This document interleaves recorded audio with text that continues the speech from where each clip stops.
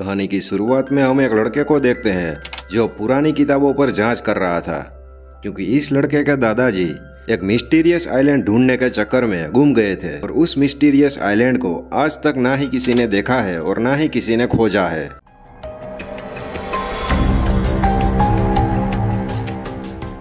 इस लड़के का नाम है दोस्तों जॉनी और उसका असली बाप मर चुका था। और ये रॉक भाई साहब को हम देख रहे हैं, चिकली कबूतर को, वो उसका सौतेला बाप था, लेकिन दोनों के बीच में बहुत ही गहरा प्यार था। और रॉक उसे ऐसे खतरनाक मिशन पर यानी कि उस खतरनाक आइलैंड पर जाने की अनुमति नहीं दे रहा था। लेकिन बच्चे के जिद के आगे रॉक कहता है कि तुम अकेले नहीं, लेकिन हम दोनों साथ में चलेंगे। और दोनों निकल जाते हैं उस मिस्टीरियस आइलैंड पर जाने के लिए। वो दोनों सीधे पहुंच जाते हैं एक तिरछे बंदे के पास, जिसके पास एक भंगार जैसा हेलीकॉप्टर था। जॉन और रॉक के पास दादाजी का नक्शा था, इसीलिए उसके सहारे वो लोकेशन तक पहुंच सकते थे, इसलिए ये सारे लोग निकल चुके थे। जरा देखिए एक बार।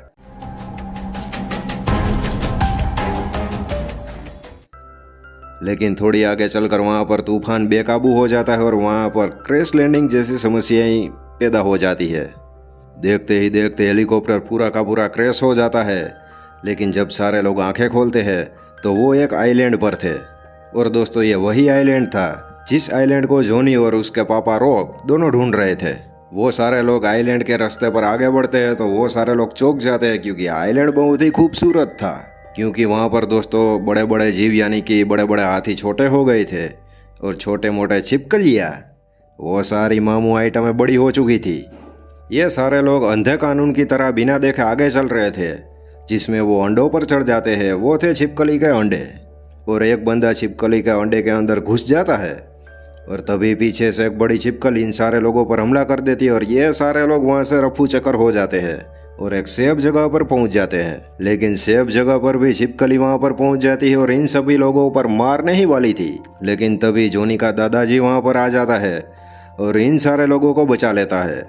दादाजी इन सभी को अपने अड्डे पर ले जाता है, मतलब कि जहाँ पर वो रह रहा था। वहाँ से वो इस आइलैंड की खूबसूरती सभी को दिखाता है और सारे लोग चकाचौंध हो जाते हैं इस आइलैंड को देखकर। दादाजी दोस्तों वापस आने के लिए रेडी नहीं थे, क्योंकि उस आइलैंड पर एक सोने से बना हुआ शहर था जिसे वो ढूंढना चाहते थे और अभी तक वो शहर दादाजी ढूंढ नहीं पाए थे। इसीलिए ये सारे लोग भी दादाजी की मदद करते हैं उस गोल्डन सिटी को ढूंढने के लिए।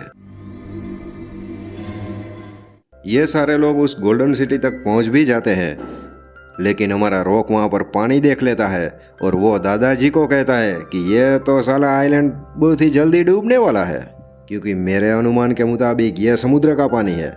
लेकिन तभी वो साला बावला दादा कहता है कि यह टापू 14 सालों तक डूबेगा नहीं, इसलिए हमें खजाना ढूंढ ही लेना चाहिए और उसे लेकर ही वापिस जाना चाहिए। ये दोस्तों जिस शहर में थे उस शहर का नाम ही गोल्डन सिटी था, क्योंकि दरअसल खजाना किसी और जगह पर छुपाया गया था। इसलिए वहाँ पर एक छोटी सी जगह थी जिसके अंदर कोई भी नहीं जा सकता था। इसलिए हमारी मामू लड़की यानी कि हेलीकॉप्टर के ड्राइवर की बेटी वहाँ पर जाती है, जिसे अंदर एक खोपड़ी में से एक किताब मिलती है जहाँ पर लोकेशन दी गई थी उस खजाने की, यानी कि वो खजाना किसी ज्वालामुखी के नीचे था। अब ये सारे बावले लोग वहाँ पर भी जाने के लिए निकल पड़ते हैं बिना सोचे समझे। रास्ते में रॉक को वापस पानी दिखाई देता है और वो वापस कहता है कि साला बावले दादे यहाँ से चल, वरना हम सारे लोग इस टापू के जरिए यहाँ पर ही मारे जाएंगे। लेकिन वो बावला बूढ़ा किसी की भी नहीं सुनता दोस्तों। अभी दोस्तों उस बावले बूढ़े ने मधुमक्खियाँ पाली थी, यानी कि वो डेली इस मधुमक्खियों को यूज में लेता है यहाँ से वहाँ जाने के लिए। ये सारे लोग भी उस बूढ़े की मधुमक्खियों में बैठकर अपना सफर तय कर रहे थे। रात हो चुकी थी, इसीलिए सारे लोग एक जगह पर रुक चुके थे। लेकिन सुबह रॉक देखते हैं कि पानी का लेवल 3 गुना तक बढ़ चुका है और यह टापू दोस्तों फाइनली डूबने वाला था। दादा कहता है कि तू साला सही है, लेकिन हम सभी को निकलने के लिए यहाँ पर एक सबमरीन ढूंढनी होगी जो सदियों पहले अलेक्जेंडर ने पानी के नीचे छुपा कर रखी थी। इसलिए रॉक और उसका बेटा जॉनी समुद्र का तट पर पहुंच जाते हैं, जहाँ पर रॉक देखता है कि एक सीढ़ी नीचे जा रही है और रॉक समझ जाता है कि यहीं पर नीचे सबमरीन है। और दोस्तों रॉक जॉनी को कहता है और वो दोनों पानी के नीचे डाइव लगाते हैं।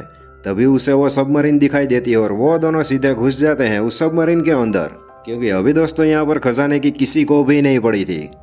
सारे लोग ये सोच रहे थे कि खजाना गया चला भाड़ में, हम सभी को यहाँ से निकलना है जल्दी के जल्दी।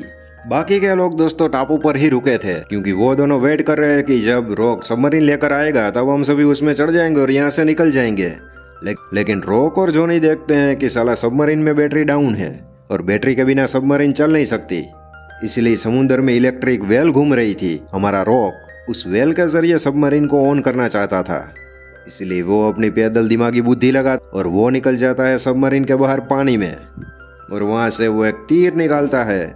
उसका कनेक्शन था सबमरीन में, और वो तीर सीधे वो इलेक्ट्रिक वेल में मारता है, जिसके जरिए सबमरीन ऑन हो जाती है।